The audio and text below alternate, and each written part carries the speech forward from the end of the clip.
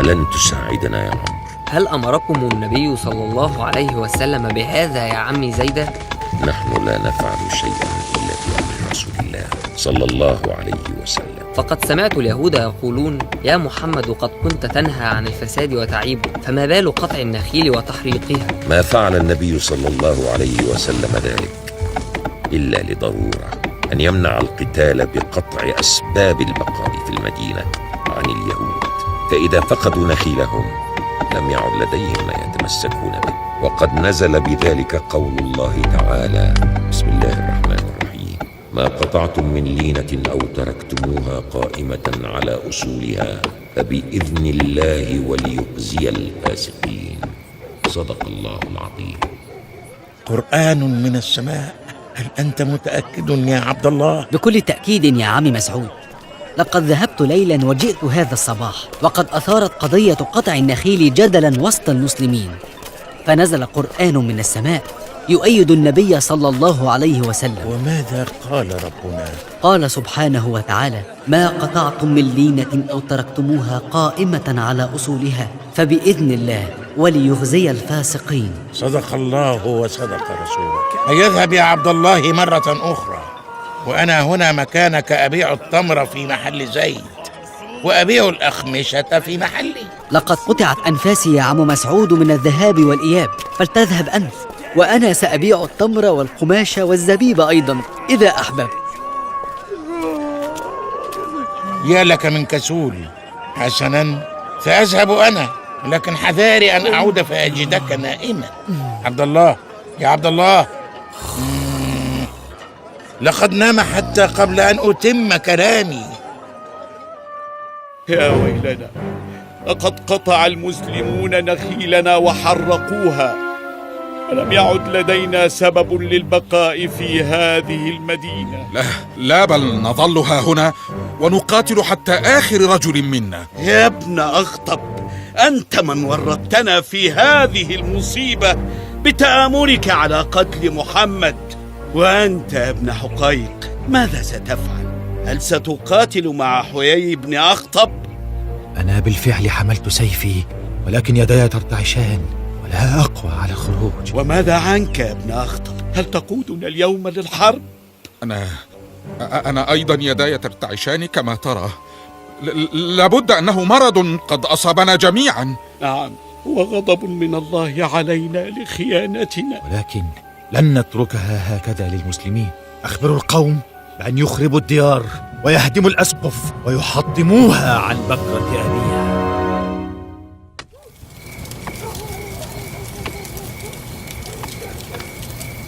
سبحان الله، يخربون بيوتهم ليلا. هذه بشارة على قرب رحيلهم وعبرة لكل الناس. لقد قذف الله الرعب في قلوبهم فلم يقدروا على قتال المسلمين، وذلك عقاب لهم على خيانتهم. إذن لم يبق لهم إلا الاستسلام. انظر، لابد أن هذا هو رسولهم قادم إلينا ليتفاوض بشأن الرحيل.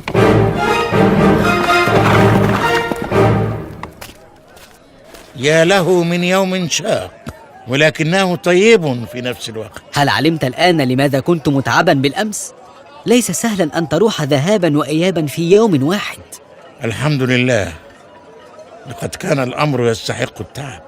لقد وافق النبي صلى الله عليه وسلم أن يخرجوا بأموالهم إلا السلاح حتى لا يحاربوا به مرة أخرى. هكذا أخرجناهم دون قتال. يا له من نصر عظيم. بل الله أخرجهم يا عبد الله، ولسنا نحن. لله الحمد والشكر. هيا ساعدني كي نغلق المحل ونذهب للنوم. فلتغلق أنت محلك، وأنا سأغلق محل عمي زيد. حلمت يا عمي مسعود؟ حتى لا تسخر مني بعد الآن.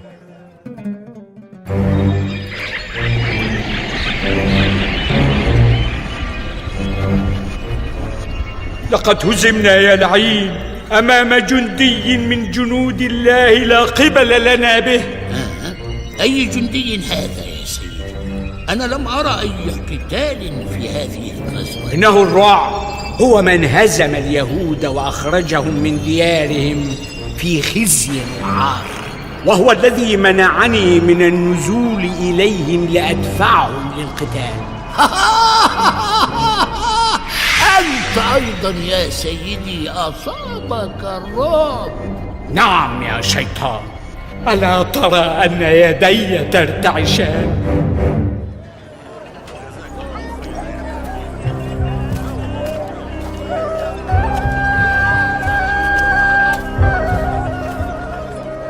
وخرجت اليهود وهم يعزفون المزامير ويضربون الدفوف.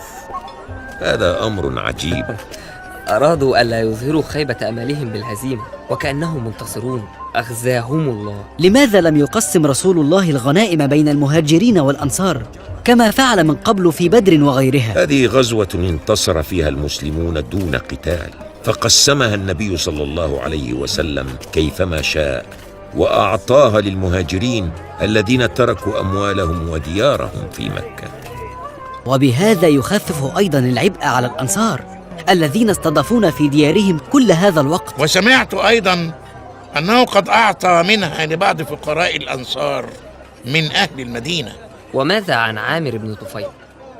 ذلك الذي قتل المسلمين في فاجعة بئر معونة لقد أصابه الطاعون، فخرج من داره على فرسه ومات وحيدا في الصحراء. رحم الله قتلى بئر معونة من الصحب الكرام، ورضي الله عنهم أجمعين.